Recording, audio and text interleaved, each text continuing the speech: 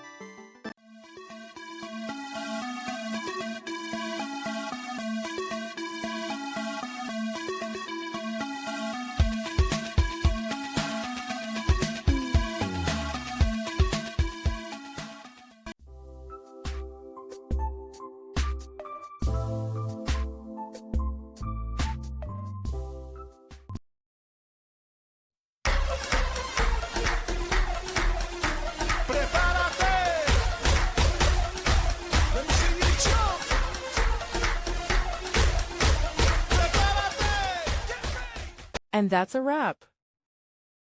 I hope you found the answer you were looking for. If you did, take a second to hit that subscribe button. It really helps out. And let me know in the comments which solution worked best for you.